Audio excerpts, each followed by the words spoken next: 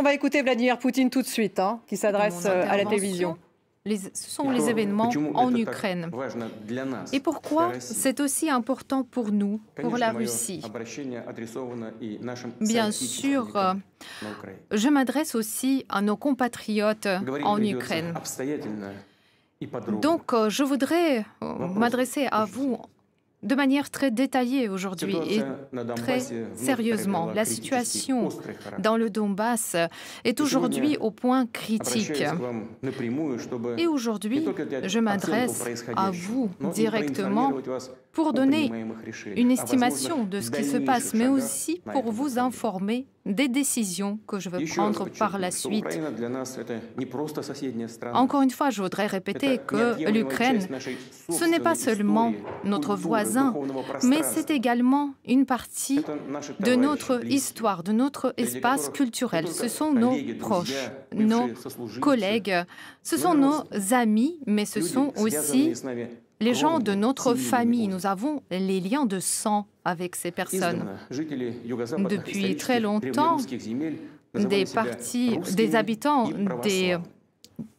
des territoires au sud-ouest faisaient partie du même peuple. C'était déjà à l'époque où ces territoires ont rejoint la Russie. Il y a des siècles. Donc tout le monde connaît cette histoire. Ce sont des faits connus par tout le monde. Mais pour comprendre ce qui se passe aujourd'hui, pour expliquer les motivations de la Russie, je pense qu'il faut parler quand même, revenir à l'historique de ce sujet. Tout d'abord, l'Ukraine moderne a été créée entièrement de toutes pièces par la Russie des bolcheviks, par la Russie communiste. Ce processus a commencé pratiquement tout de suite après la révolution de 1917. D'ailleurs, Lénine et ses compagnons l'ont fait de manière assez brutale vis-à-vis de la Russie, c'est-à-dire qu'ils ont séparé de la Russie, ils ont coupé une partie des territoires historiquement russes et des millions de personnes qui vivaient sur ces territoires n'ont pas pu exprimer leur avis. Ensuite, à la veille de la Grande Guerre patriotique et après la guerre patriotique, Staline a rajouté des terres qui appartenaient à la Pologne, à la Roumanie et la Hongrie. Et c'était en quelque sorte une compensation en donnant à la Pologne des parties des territoires allemands. Et ensuite, Khrushchev a pris aux Russes la Crimée et l'a donnée à l'Ukraine. Voilà comment s'est formé le territoire de l'Ukraine soviétique. Et maintenant, je devrais également vous parler de la période des tout débuts de l'existence de l'URSS. Et c'est très, très important de revenir à ces débuts, donc revenir bien en arrière. Depuis le coup d'État de 1917 et ensuite de la guerre civile, les bolcheviks ont commencé à bâtir un nouvel État. Et ils avaient d'ailleurs des dissensions assez sévères. En 1922, Staline était à la fois le secrétaire général de RKPB et aussi le commissaire du peuple des nationalités, a proposé l'autonomisation, c'est-à-dire qu'il a proposé aux républiques et aux régions autonomes une grande autonomie. Mais il y avait également d'autres voix, Lénine notamment, qui étaient très critiques vis-à-vis de cela. Donc, à l'époque, quand on construisait l'Union soviétique, ça a été déjà à la base. En 1922, on a créé l'URSS et après, à la mort de Lénine, dans la constitution de l'URSS, on a introduit cette question d'autonomie et on se pose beaucoup de questions. Et la question principale, pourquoi on l'a fait? Pourquoi il y avait besoin de répondre et de satisfaire ces ambitions nationalistes. Parce que ces républiques soviétiques avaient des grands territoires et on leur ajoutait, à cause de ces ambitions, pour satisfaire ces ambitions, on ajoutait des territoires.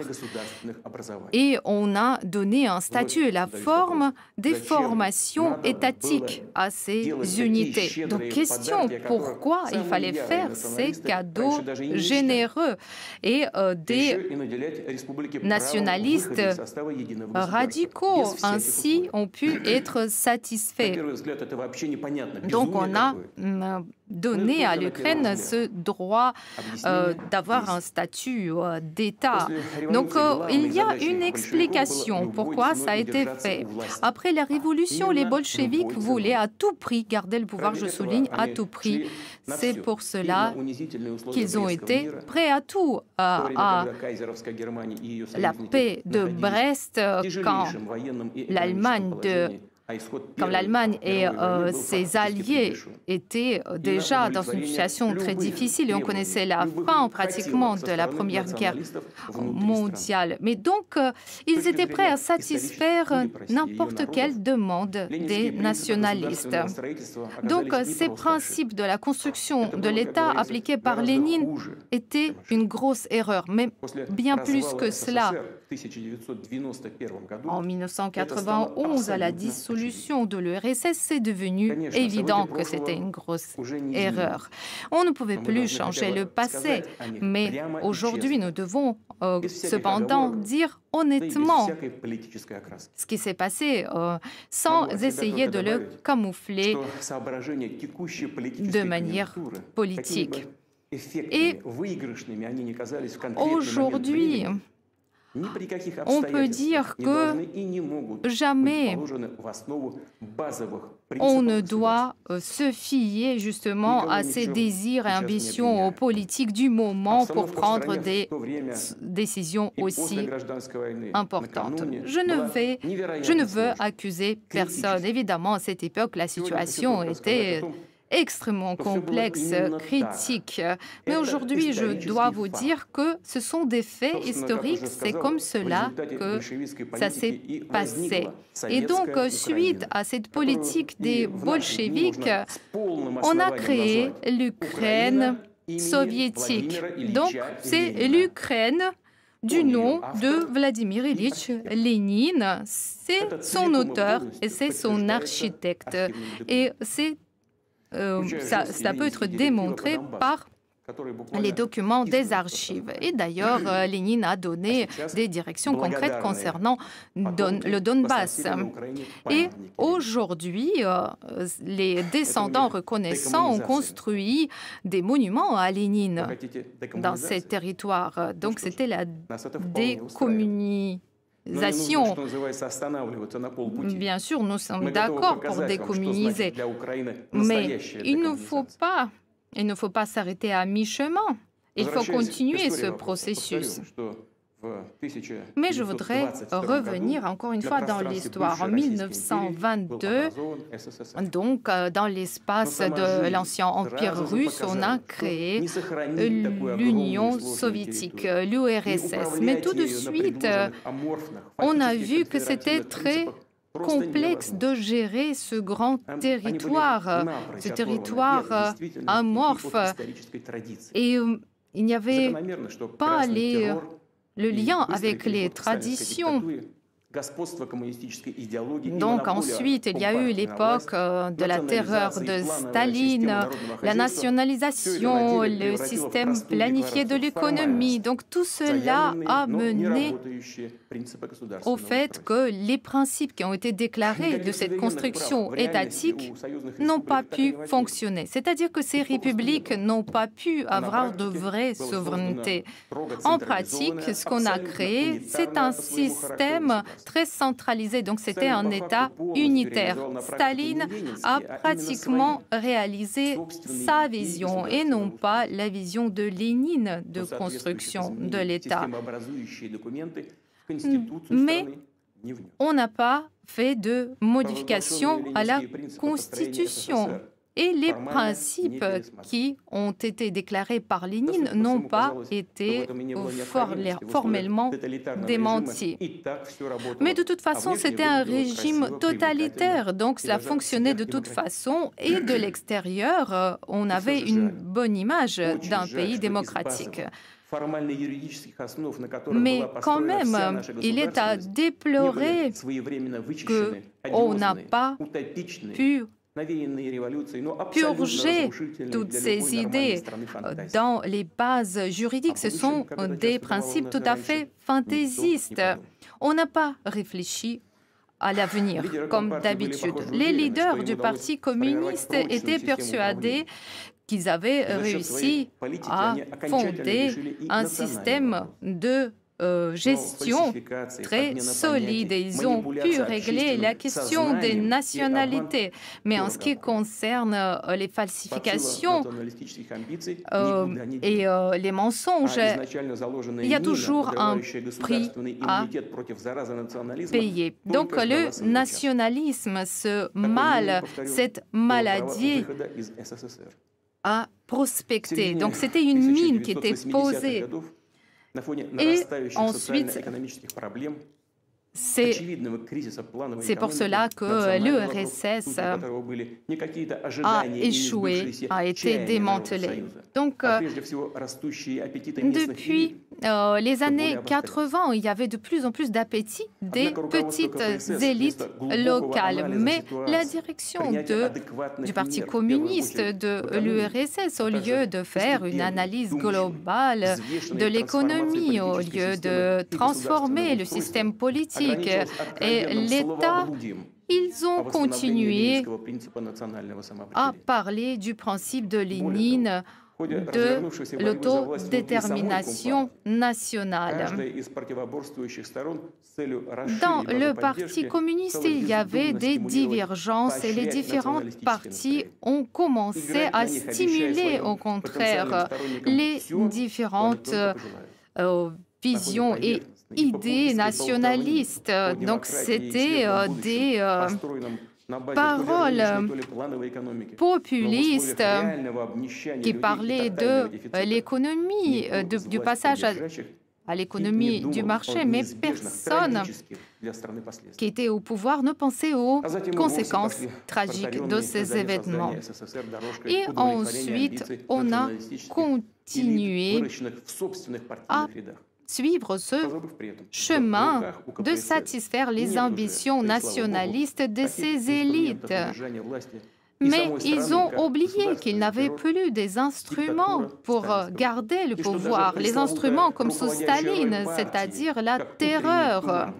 Et puis, ils n'ont pas vu que le rôle du Parti communiste n'était plus le rôle du parti leader. Et voilà, en septembre 1989, lors de la plénière du Parti communiste, on a adopté la plateforme du KPSS, du Parti communiste de l'URSS.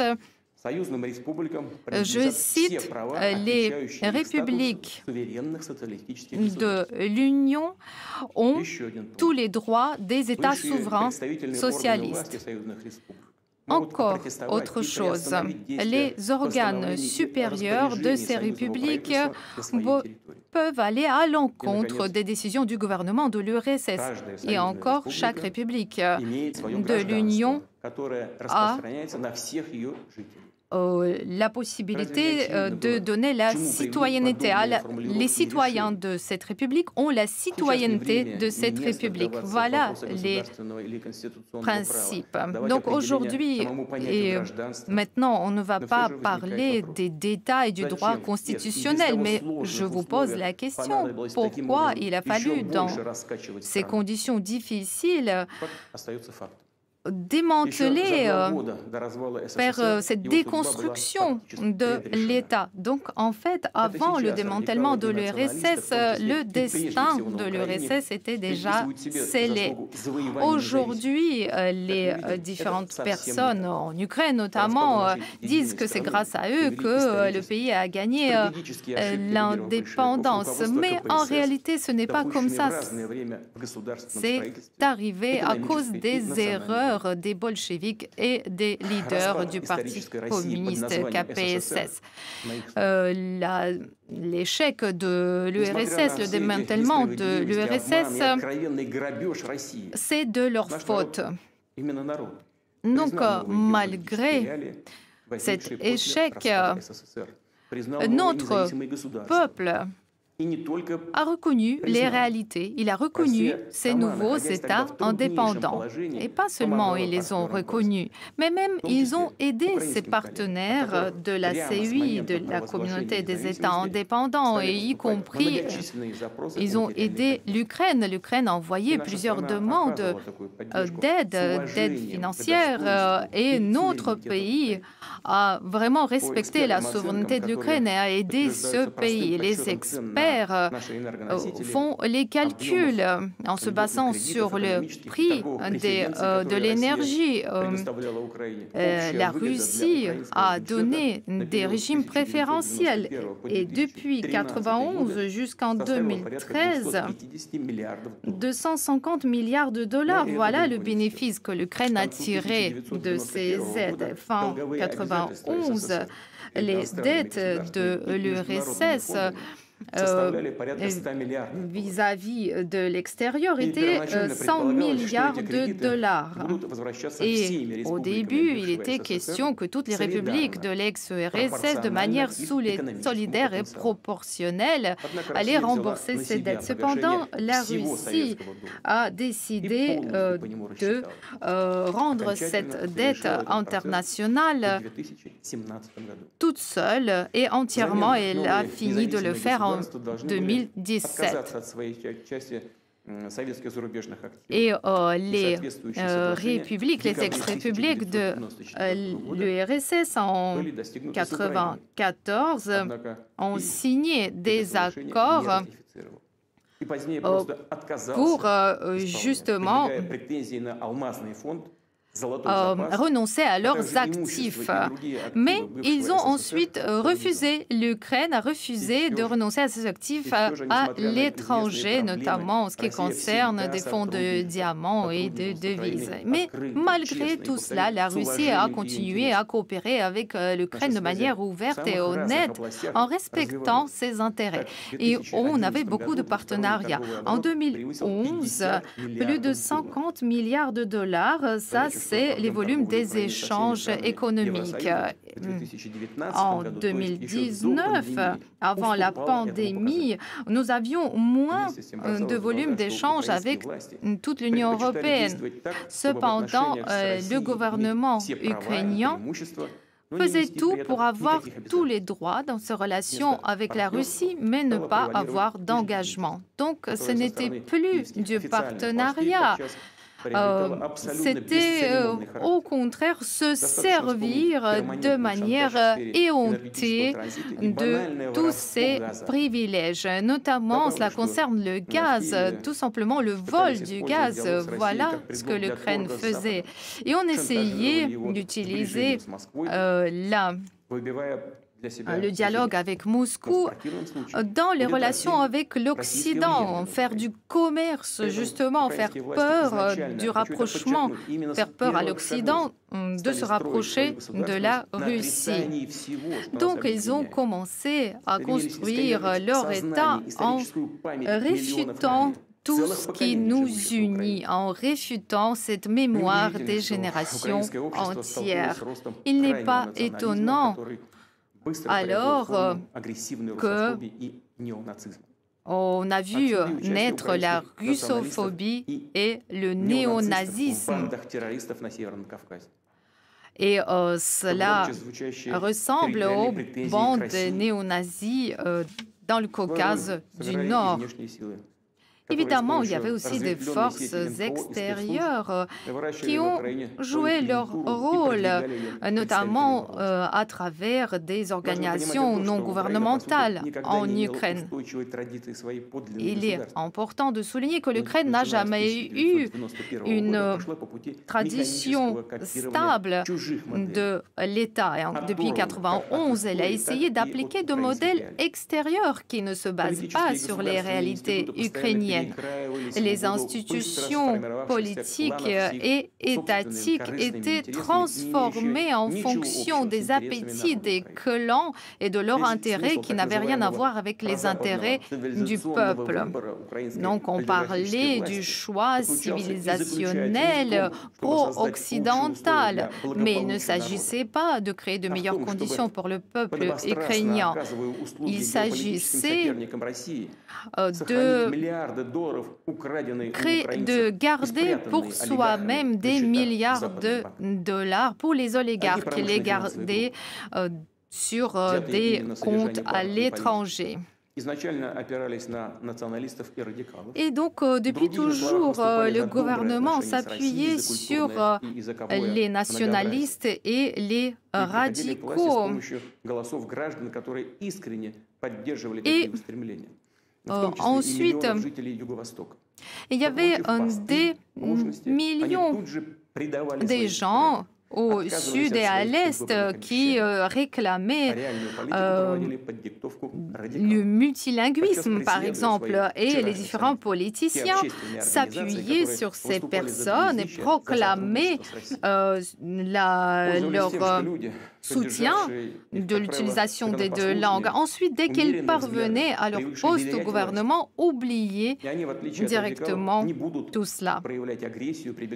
Donc, ils oubliaient de renoncer à l'agression et les radicaux étaient de plus en plus arrogants. Ils avaient de plus en plus de réclamations et du coup, pour eux, ce n'était pas compliqué d'année en année, d'imposer leur vision des choses à ce gouvernement, le gouvernement qui était faible. Donc, à la place de leur lutte pour la souveraineté réelle de l'Ukraine, ils poursuivaient des attributs vides de sens. Donc, tout cela, ce n'était qu'un paravent pour, en réalité, se partager le pouvoir entre les différents clans des oligarques. La corruption, c'est un défi, bien sûr, pour beaucoup de pays, pour la Russie aussi, mais en Ukraine, la corruption est à une échelle tout à fait particulière. Elle transperce tout le système de l'État, du pouvoir. Les radicaux ont utilisé ce mécontentement du peuple. En 2014, à Maïdan, on a vu ce coup d'État. D'ailleurs, ces radicaux ont reçu une aide directe de l'étranger. Notamment, le camp de protestataires a reçu $1 million par jour des États-Unis pour les soutenir. Et on le voyait, c'était vraiment fait de manière arrogante. Donc cet argent a été directement viré sur les comptes de ces personnes. Et d'ailleurs, il y a eu aussi des victimes, il y a eu des morts lors de ces événements. Les radicaux ont réussi à parvenir au pouvoir et ils ont commencé la vraie terreur contre leurs opposants, les politiciens, les journalistes, les personnes de société civile. Ils les ont humiliés publiquement et les violences et les pogroms ont envahi les villes et villages de l'Ukraine. Souvenons-nous de la tragédie d'Odessa, où les personnes ont été brûlées vifs lors des protestations et les criminels qui sont coupables de ces actes n'ont pas été retrouvés On ne les cherche pas, mais on les connaît, on connaît leur nom, on fera tout pour les punir, on va les trouver et on va les traduire en justice. Le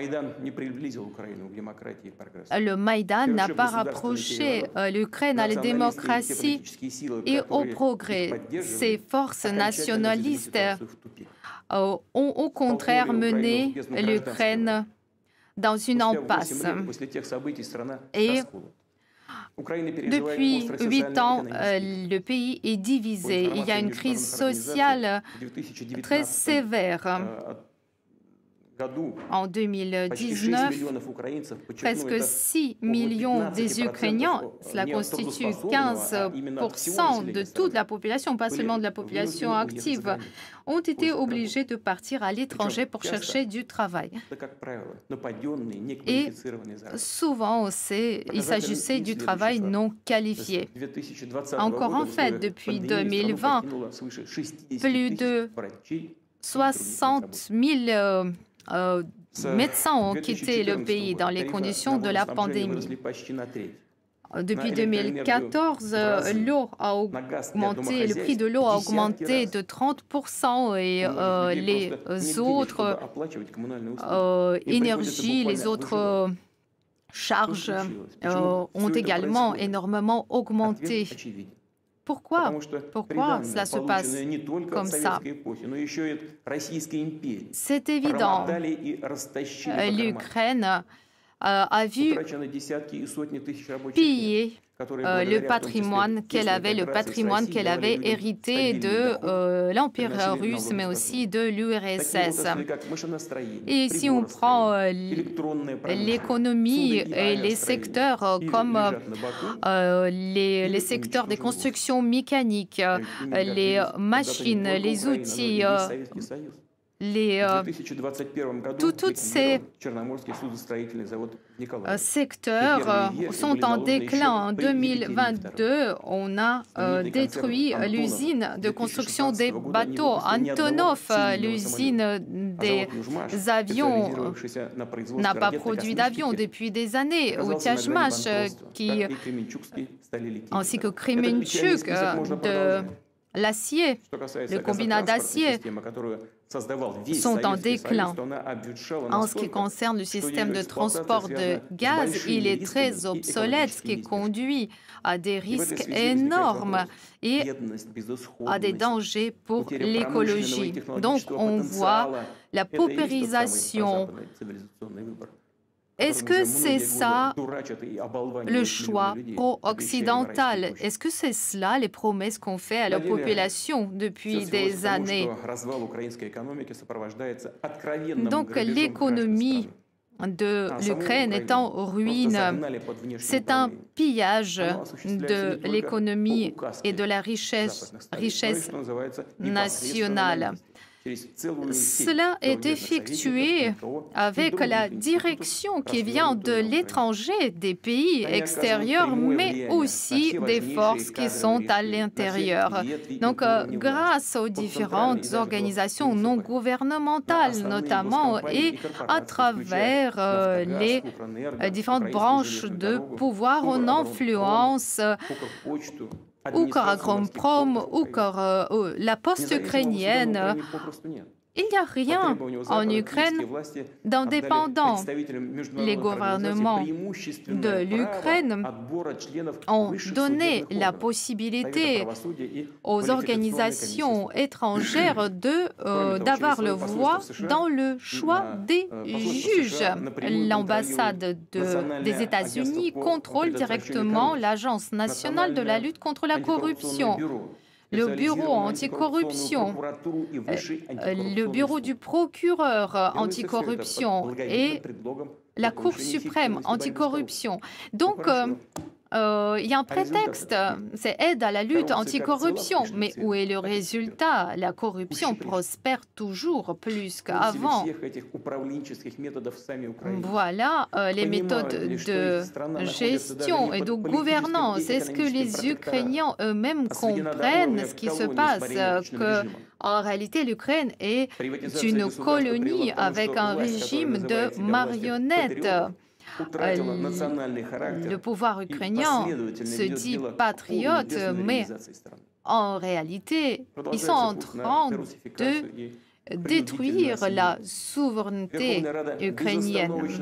Ils luttent contre la langue russe et le Parlement, la Rada, continue à adopter de nouvelles lois, notamment prenons la loi contre les peuples autochtones. On a fait comprendre à ces peuples, notamment aux peuples russes, aux Russes qui vivent en Ukraine, que ce sont des étrangers. Ensuite, concernant la langue russe est exclue de la sphère publique, des écoles et même des magasins. Ensuite, les fonctionnaires sont poursuivis s'ils ne sont pas conformes aux règles. Les opposants sont poursuivis. Il n'y a pas de vraie liberté d'expression. On connaît les sanctions occidentales contre certains pays, mais les Ukrainiens ont surpassé leurs collègues occidentaux. Ils ont entrepris des persécutions de leur propre peuple. Ou par exemple, l'Église orthodoxe du patriarcat russe également est réprimée. Et nous avons des décisions et des documents concrets.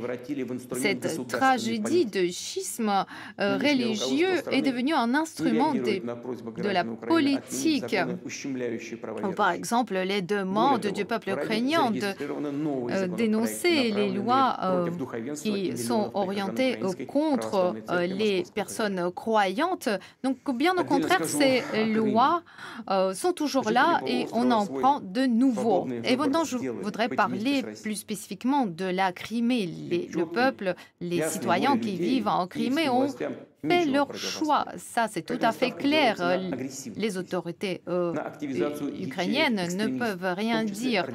Alors, ils misent sur des radicaux, sur des groupes islamiques de diversion.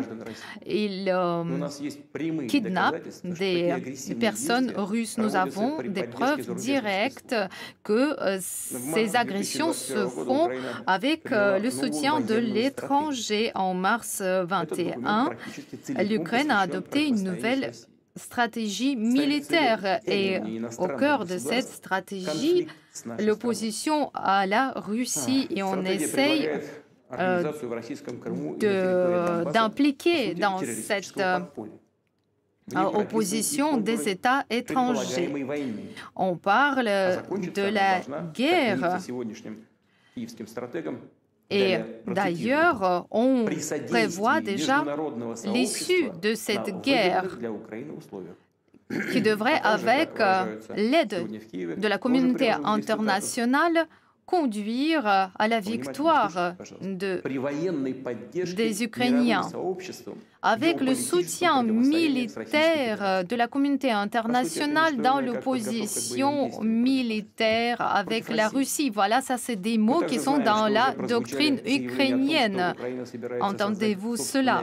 Également, nous avons déjà entendu des déclarations ukrainiennes comme quoi l'Ukraine est prête à acquérir des armes nucléaires. Et ce n'est pas que des paroles vaines. L'Ukraine a un certain héritage de l'Union soviétique.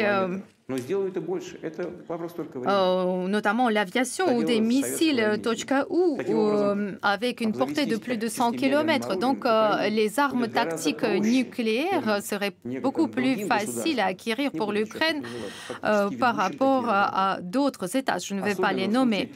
Et donc, si en plus il y a un soutien de l'étranger, ce serait encore plus facile et nous ne devons pas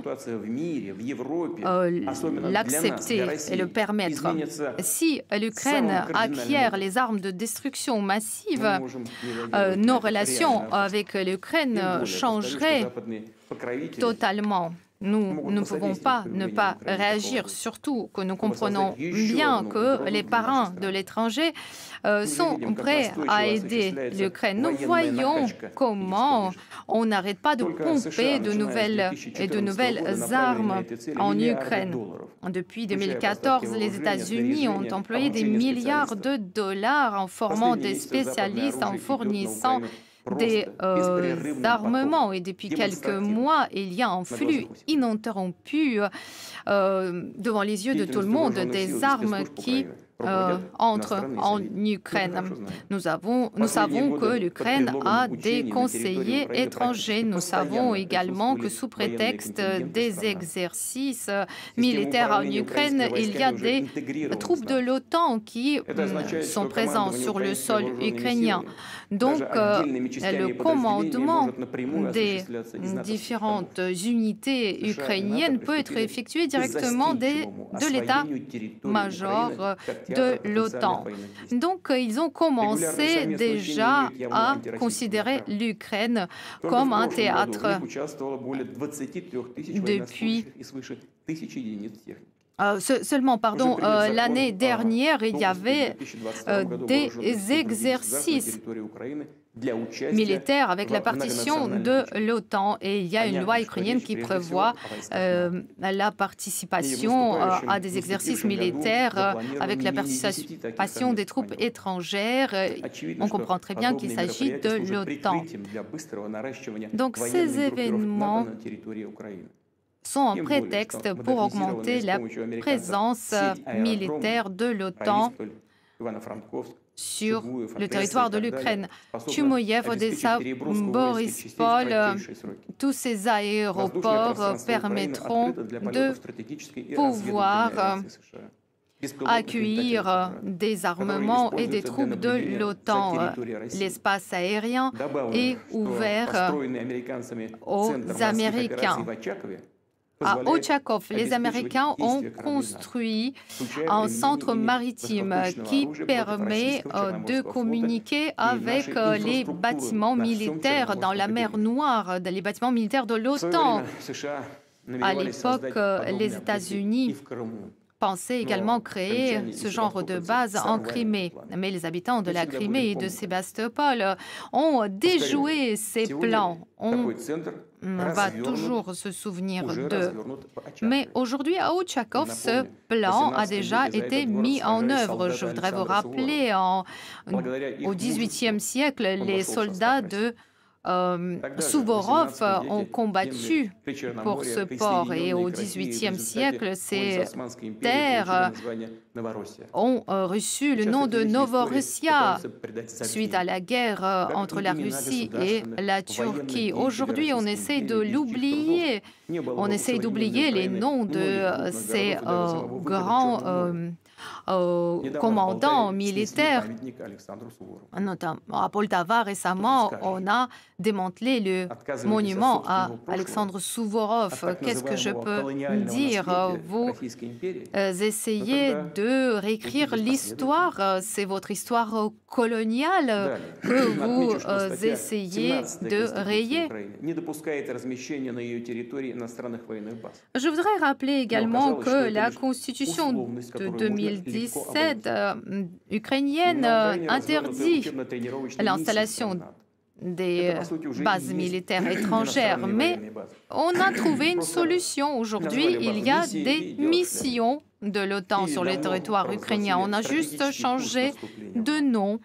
À Kiev, on a confirmé le cap stratégique d'entrée dans l'OTAN. Bien sûr, chaque pays a le droit de décider de ses alliances, mais dans les différents textes internationaux, on parle du principe de la sécurité indivisible. On ne peut pas construire sa propre sécurité aux dépens de la sécurité des autres. Je voudrais citer la charte d'Istanbul de l'OSCE et également de la déclaration d'Astana de 2010. C'est écrit dans ces documents. Donc, la sécurité de certains États ne doit pas diminuer la sécurité des les autres. Et je voudrais rappeler également qu'en 2018, il y a eu le sommet de Bucarest de l'OTAN et les États-Unis ont obtenu la décision que la Géorgie et l'Ukraine deviendront à terme des membres de l'OTAN. Évidemment, tout le monde comprenait les risques qui sont liés à cette décision, mais les autres pays n'ont pu rien dire face à l'hégémonie des États-Unis. Bien sûr, il y a beaucoup de membres de l'OTAN qui sont assez sceptiques concernant l'entrée de l'Ukraine à l'OTAN et les différentes capitales européennes nous disent cela, même les Américains eux-mêmes. Ça ne se passera pas demain, mais pour nous, que ça soit demain ou après-demain, cela ne change rien. Plus que cela, nous savons ce que les dirigeants des États-Unis ont dit. Ils ont dit que s'il y a même un conflit militaire actif sur le territoire ukrainien, si d'autres conditions sont réunies, cela n'empêchera pas l'Ukraine de rentrer dans l'OTAN. Et en même temps, on nous dit que l'OTAN est une alliance défensive et on nous propose de croire sur parole. Mais on connaît le prix de ces paroles. En 1990, quand on parlait de la réunification de l'Allemagne, les États-Unis ont promis à l'URSS qu'il n'y aura pas d'élargissement de la juridiction ou de l'OTAN vers l'Est. Donc, la réunification de l'Allemagne ne conduira pas à l'élargissement de l'OTAN vers l'Est. On a beaucoup parlé, on nous a promis, c'était à l'oral, mais c'était tout. Donc ensuite, on nous a dit que l'élargissement de l'OTAN vers les pays de l'Europe de l'Est va au contraire les rassurer et améliorer les relations entre ces pays et la Russie. Mais évidemment, c'était bien le contraire. Ces pays, bien au contraire, ont utilisé leur russophobie et ont insisté pour augmenter le potentiel de l'OTAN dans les années 90, dans les années 2000. Ça se passait à l'époque où la Russie, au contraire, montrait par tous ses moyens, sa bonne volonté.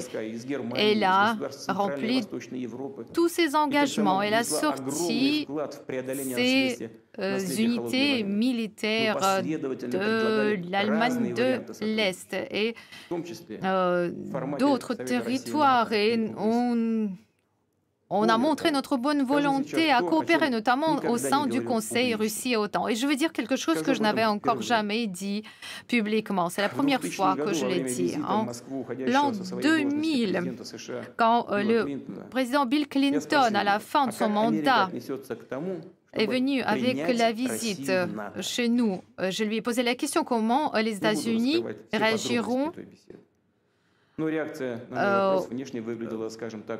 à l'idée que la Russie adhère à l'OTAN. Je ne veux pas vous dire exactement comment il a réagi. C'était une réaction modérée. Et donc on voit ensuite ce qui s'est passé. Ils ont soutenu les terroristes, bien au contraire. Donc, ils n'ont pas du tout écouté nos demandes, les demandes concernant le traité anti-missile, non-élargissement de l'OTAN, etc. On se pose vraiment la question, pourquoi faire tout cela? Vous ne voulez pas qu'on soit votre allié, mais pourquoi faire de nous votre ennemi? Mais il n'y a qu'une seule réponse, ce n'est pas lié à notre régime politique. Tout simplement, ils ne veulent pas avoir un grand pays indépendant comme la Russie. C'est ça la réponse. C'est ça la source de la politique traditionnelle américaine envers la Russie. C'est pour cela qu'ils ont cette attitude concernant notre proposition, concernant la sécurité. Il suffit de regarder la carte pour voir comment les États-Unis ont rempli leur engagement de ne pas permettre l'élargissement de l'OTAN vers l'Est. Nous avons 5 vagues d'élargissement. La Pologne, la Tchéquie, la Hongrie en 1999, ensuite la Bulgarie, l'Estonie, Slovaquie, Slovénie, Albanie, Croatie, la Macédoine du Nord et le Monténégro. Donc 5 vagues d'élargissement et l'OTAN est venu aux frontières de la Russie. Et voilà la source et l'explication de la crise de la sécurité. C'est-à-dire que la confiance mutuelle a été perdue et la situation continue à se dégrader, notamment dans la sphère stratégique en Roumanie et en Pologne, dans le cadre du système anti-missiles, on est en train de préparer le terrain pour les missiles. Donc on sait que ces installations peuvent être utilisées pour les missiles Tomahawk. Ce sont des armes offensives. Ensuite, le missile Standard 6. Ça, c'est un missile qui peut atteindre les cibles au sol et à la surface des mers. C'est-à-dire que les États-Unis acquièrent de nouvelles capacités offensives. Et nous avons des informations qui nous permettent de considérer que si que l'idée de l'adhésion de l'Ukraine à l'OTAN et du déploiement de tous ces systèmes, c'est une décision qui a déjà été prise. C'est juste une question de temps. Et bien sûr, les dangers pour la Russie augmentent énormément et surtout le danger d'un coup, d'une frappe inattendue. Et dans la doctrine militaire américaine, on sait très bien qu'il est possible d'avoir une frappe de prévention. Et qui est l'ennemi des États-Unis? C'est la Russie, on connaît bien. Et l'OTAN considère que la Russie est le principal danger.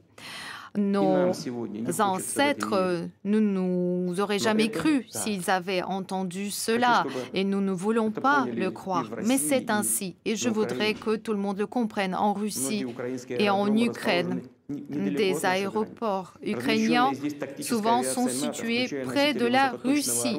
Donc si l'OTAN installe ici des missiles, ils pourront entendre Volgograd, Samara, Kazan, Astrakhan. Et les systèmes de renseignement et de reconnaissance de l'OTAN pourraient également avoir un grand rayon d'action. Et en ce qui concerne les missiles de petite et moyenne portée,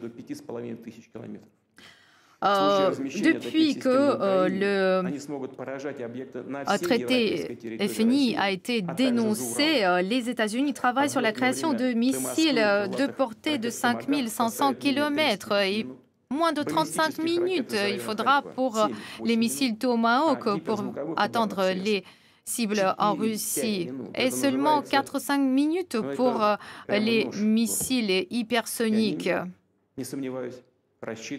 Donc, je suis sûr qu'ils espèrent réaliser ces plans, comme ils ont fait quand ils ont élargi l'OTAN vers l'Est en avançant leur système vers nos frontières. Ils ont totalement ignoré et bafoué nos demandes et nos préoccupations. Ils n'ont fait que ce qu'ils voulaient. Et je suis sûre qu'ils veulent continuer à faire comme avant, c'est-à-dire le chien aboie, la caravane passe.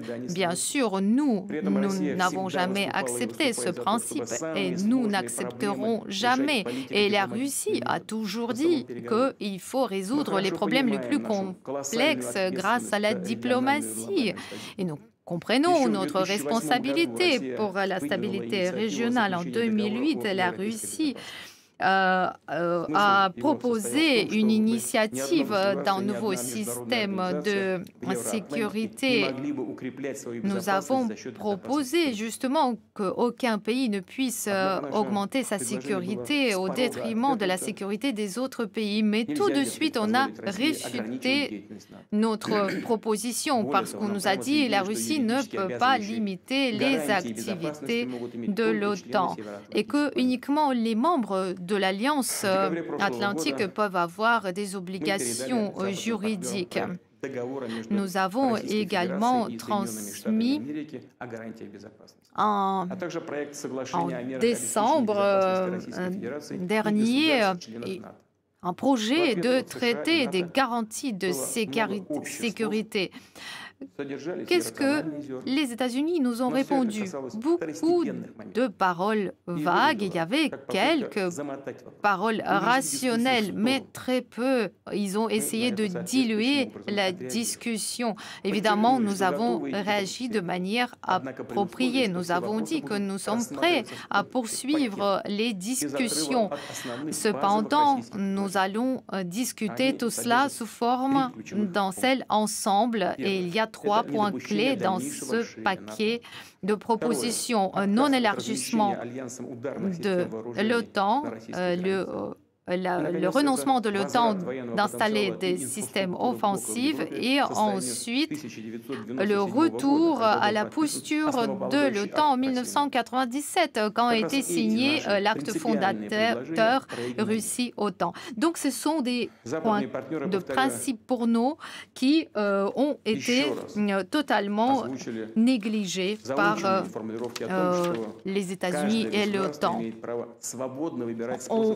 Nous répond évidemment que chaque État a le droit de choisir ses alliances et à choisir sa politique d'assurance de sécurité, mais on n'arrête pas d'entendre cela.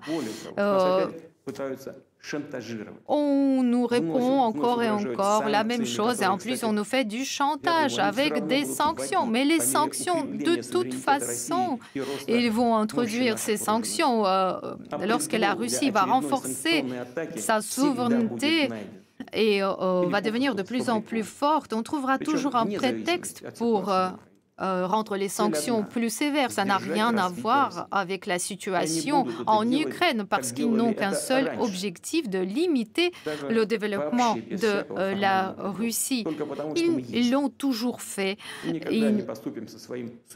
uniquement parce que nous existons, parce que nous défendons notre souveraineté, nos valeurs nationales. Je voudrais dire de manière tout à fait directe, nous avons fait des propositions et ils ont été totalement négligés. Les menaces augmentent, donc la Russie a le droit de prendre toutes les mesures pour assurer sa propre sécurité. C'est ça que nous allons faire. En ce qui concerne la situation dans le Donbass, ce que nous voyons, c'est que le gouvernement au pouvoir au Kiev ne veulent pas mettre en œuvre les accords de Minsk. Ils ne veulent pas de solution pacifique. Bien au contraire, ils veulent refaire dans le Donbass un blitzkrieg comme cela a été fait en 2014-2015. On sait comment ça s'est terminé. Aujourd'hui, nous avons des tirs pratiquement tous les jours et nous voyons l'utilisation des drones, de l'artillerie, des systèmes de lance-roquettes multiples. On a des victimes, on a des tirs envers les populations civiles, des femmes et les enfants. On n'en voit pas la fin. Et le soi-disant monde civilisé, qu'est-ce qu'il fait? nos collègues occidentaux pensent que c'est eux qui représentent le monde civilisé, mais ils préfèrent ne rien remarquer. Ils préfèrent fermer les yeux à toutes ces horreurs, au génocide contre les 4 millions de personnes, uniquement parce que ces personnes n'ont pas accepté le coup d'État en Ukraine en 2014, qui a été soutenu par les pays occidentaux. Donc on voit ce mouvement vers le nationalisme agressif, le nationalisme de caverne. Les gens n'ont pas le droit d'utiliser leur propre langue, de sauvegarder leur tradition culturelle. C'est une véritable tragédie, mais combien encore pourra-t-on supporter cette tragédie? La Russie a tout fait pour sauvegarder et préserver l'intégrité territoriale de l'Ukraine et notamment respecter la résolution 2202 de 2015 du Conseil de sécurité de l'ONU. Nous avons tout fait en vain. On voit les présidents changer, on voit les députés de la Rada changer, mais le régime à Kiev ne change pas parce que c'est un régime qui est venu suite au coup d'État en 2014. Ils ont choisi la voie de l'effusion du sang, de la violence, et ils n'ont pas d'autre objectif que d'utiliser la violence dans le Donbass. Et donc, je pense que dans ce contexte, nous ne pouvons pas faire autre chose que de reconnaître la souveraineté de la République populaire de Donetsk et la République populaire de Lugansk. Je demande au Conseil de fédération de soutenir cette décision et de signer les documents. En conséquence, ces documents seront préparés et signés très rapidement. Et je m'adresse à ceux qui ont fait le coup d'État et qui gardent le pouvoir à Kiev. Je leur demande d'arrêter les activités militaires dans ces régions et la suite de l'effusion du sang leur sera imputée. Donc, je vous annonce ces décisions et je suis sûre que toutes les forces patriotiques de mon pays les soutiendront. Tout le peuple russe les soutiendra. Je vous remercie pour votre attention.